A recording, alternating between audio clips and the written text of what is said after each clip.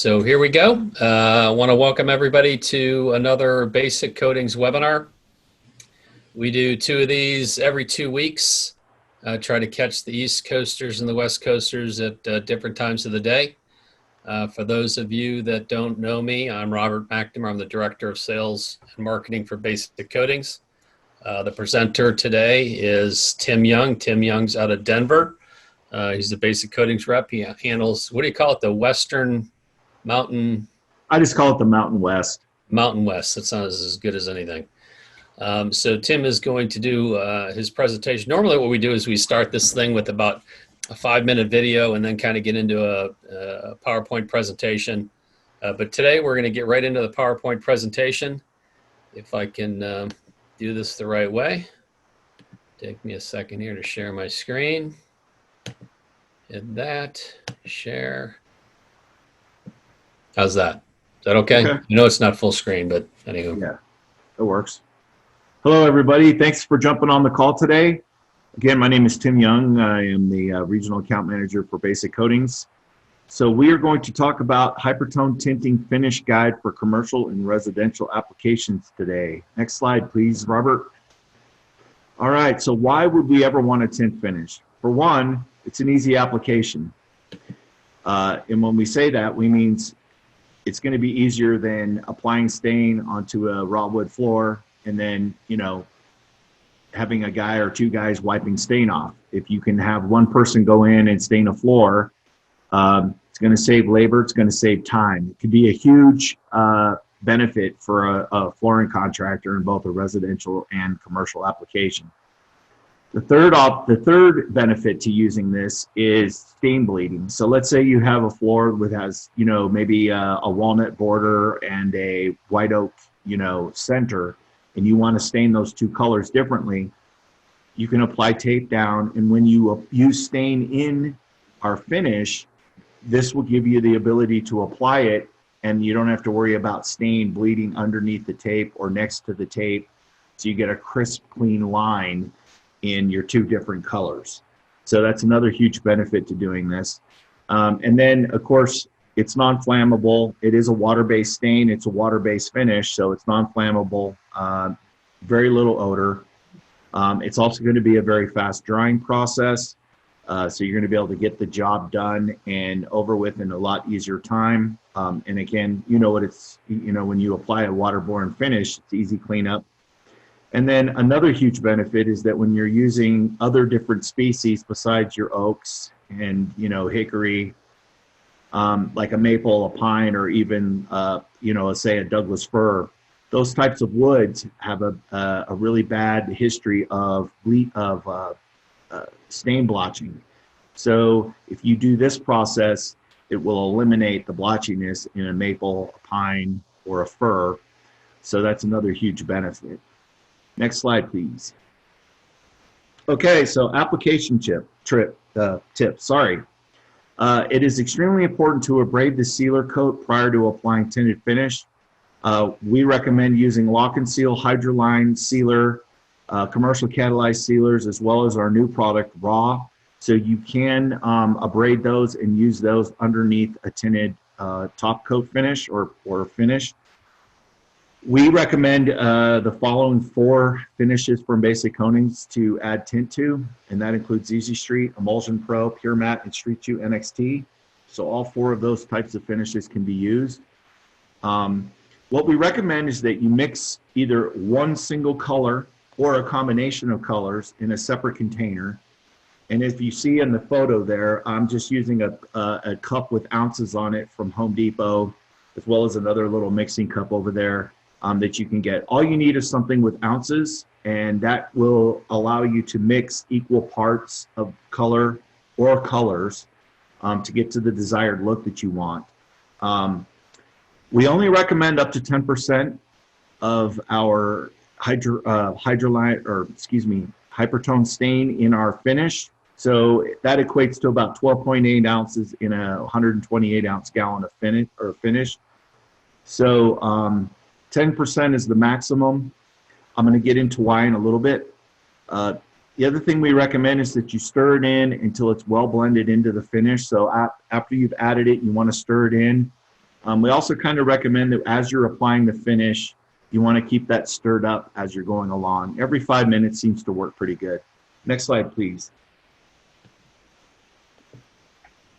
All right, so we always want you guys to follow the industry standards and the flooring manufacturer's recommendations for acclimation, design, layout.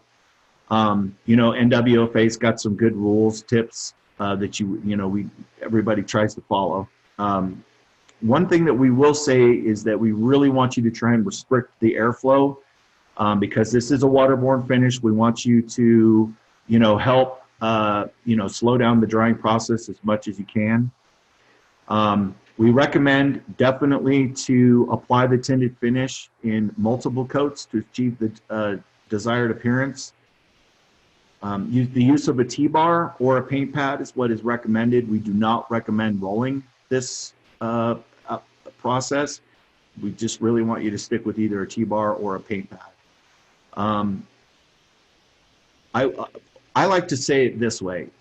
If you've got a 12-inch wide T-bar or a 12-inch wide pad, when you're pulling that finish across the floor, you want to just go with the width, and you want to try and make it as uniform and even as you possibly can as you're pulling it. And we're going to show a video here in a little bit, kind of give you an idea of what we're looking for. Next slide, please.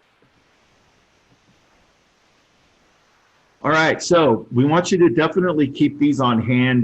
You can go to basiccoatings.com and grab any of our technical data sheets. The nice thing is you can download them and store them on your phone. But reference those as needed because you're going to be following the same rules of the road, whether you tint a finish or you apply the finish untinted.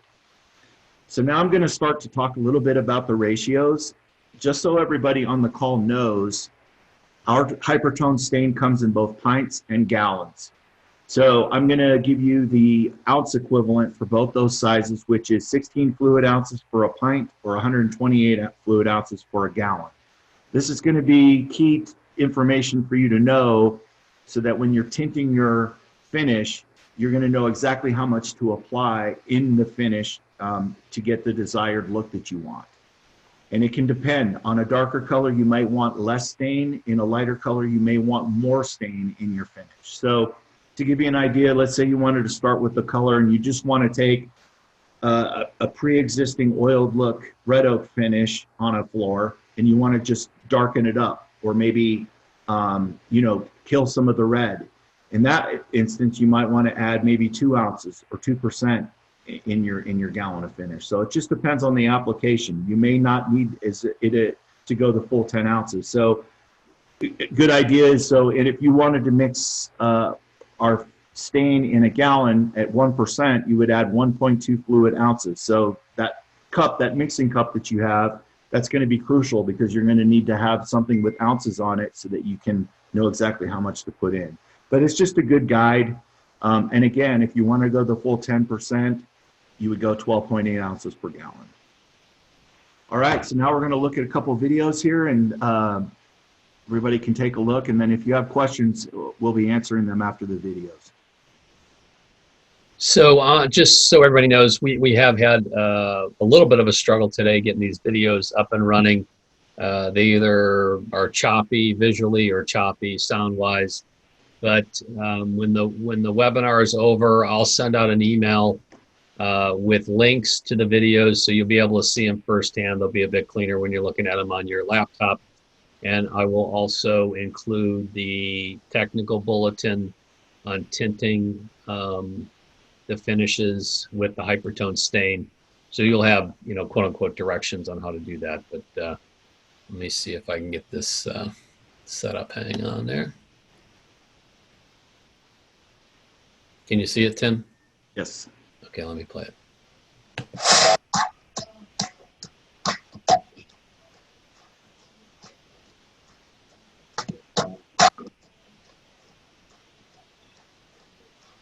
So here we're adding some color to the finish, the street shoe. Applying it with the T-bar. That's what everybody's looking for. They're trying to get a smooth, even coat.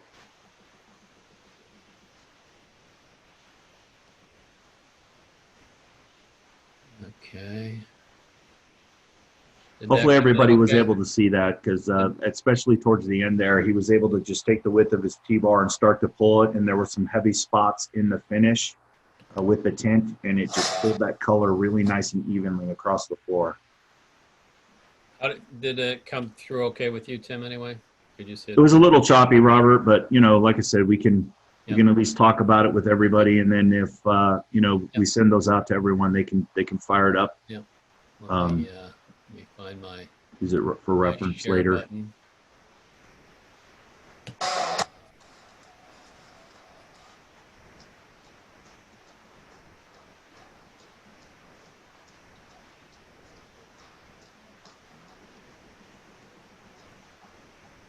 So as you can see here, it's going on nice and even across the floor.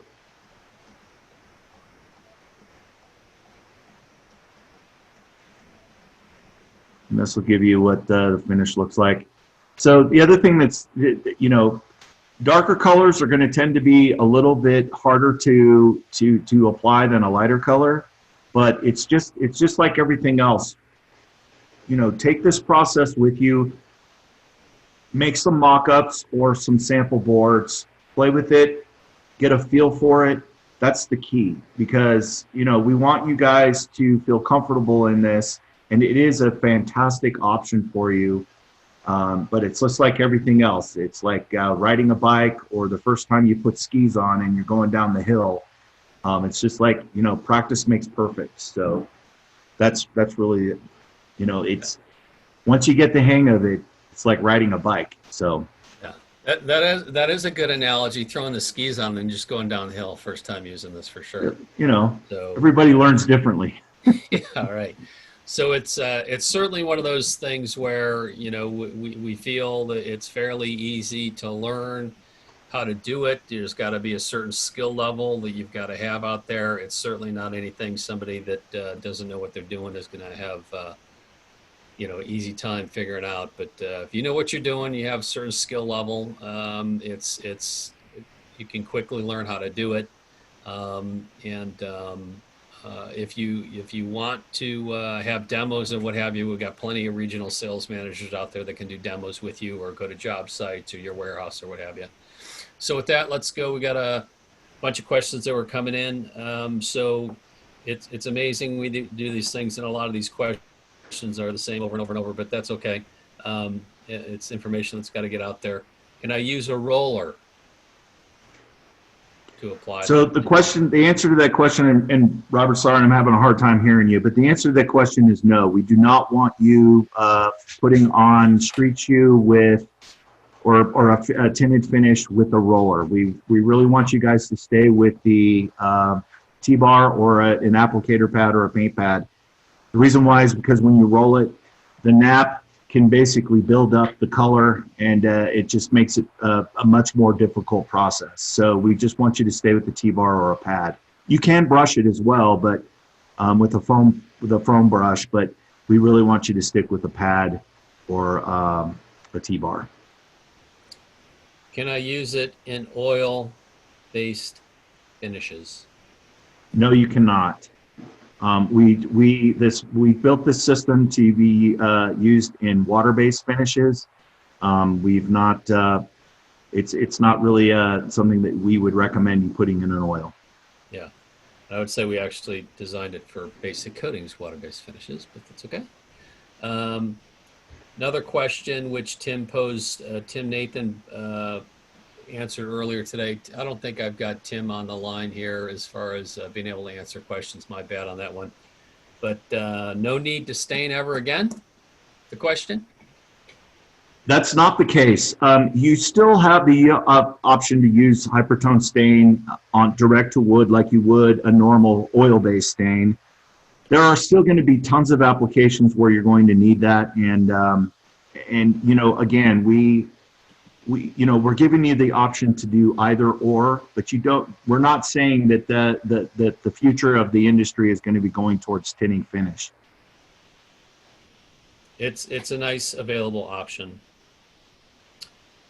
So you had mentioned something about the desired look, Tim. I think it's important for you to kind of talk about being able to see the wood grain versus hiding the wood grain based on the colors or the ratios. Can you talk about that a little bit?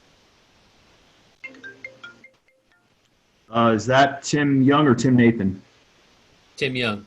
Oh, yeah. I mean, there are definitely going to be situations where you're going to need to. A perfect example. Let's say you have a floor that's got a brown look to it, and the customer says, "Hey, I just want it a little bit, a little bit darker. I'd like it a little bit darker and a little bit more orange or red, or just to give it a little pop." Where the tinting is going to come in is that you can screen that existing finish, and then you can apply a tinted finish on top of it to change the look of the floor. Whereas the other option is you completely strip the floor down to raw wood, restain it, and then reapply finish. So, we're just giving you options. We're not really taking away anything. We're just giving you more additions. So also I would say when we're, a lot of the videos that we're doing, you see us doing sport flooring applications. And mostly that is because the opportunity for us to take videos are a bit easier in the Bowling Green headquarters where we have that big gym floor. But those gym floors do give you an indication of some of the things that we're capable of doing, whether it's a commercial, residential, or sport environment. We have some of those tinted finishes. Really, you can still see the wood grain coming through the floor, depending on the color and the ratio that you put in there. Or we could do heavy pigments and create the game line paints where you don't see so much through the tinted finish. So a lot of that is trial and error. Another question is, do I have to do a top coat of clear, or can I leave a top coat of the tinted finish?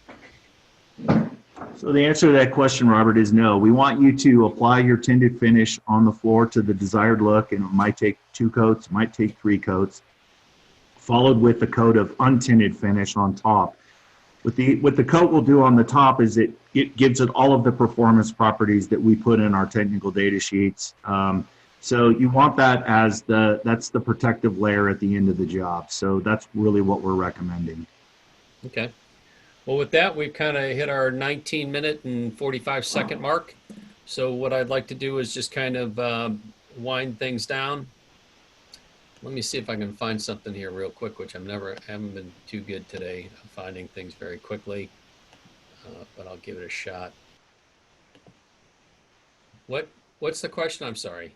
The question came from Benjamin Braswell. Can you use this over the tie coat system? Yeah, I mean, I wouldn't say that that's the first thing that I'd like to see us do out there, but technically speaking, if you clean the floor appropriately and use tie coat then accepts our finishes. We've done extensive testing of the tint in the finishes, and it's actually improved the bond in some instances, but it's good or better bond scenario. But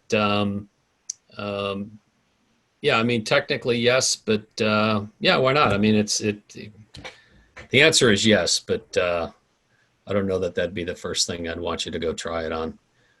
So let me try my new share thing here, see if I've got this running and going. All right, so a pitch for everybody before you leave. So we have this this Floor of the Month, Floor of the Year contest. There's basically 2 contests going on at the same time. One is for commercial residential application, and the other one is for sport. And there's a lot of contractors out there that on Instagram, all you really do is post your project out there with some nice pictures. Tell us what you used. When you post on an Instagram, just post it with the hashtag WoodFloorProd, and you're automatically entered in the contest. At the end of every month, we pick a winner of the commercial residential, and then another one for sport. And if you win the contest for the month, you get $250 worth of basic coatings free material. And then you're automatically entered into the Floor of the Year contest. And the Floor of the Year contest, the winner is chosen from those 12 participants. And if you win the commercial residential Floor of the Year contest, you win this, I always forget the name, I always get stuck on it, but where the heck is it? A Festool TS55 cut track saw. That's the item that's right there. And then if you're a sport floor contractor winner, you get the taping machine and the telegraphing arm. And that's a custom-made basic coatings tape machine. Compliments EMAC Manufacturing. And with that, I will thank everybody for joining us today. If we did not get to your questions, I do get emails of the questions that we didn't answer. And we'll get back to you with the answers, but we will get you the videos before the end of the day, as well as the technical bulletin on how to use it. And with that, Tim, great presentation. Appreciate your help. And thanks everybody for attending.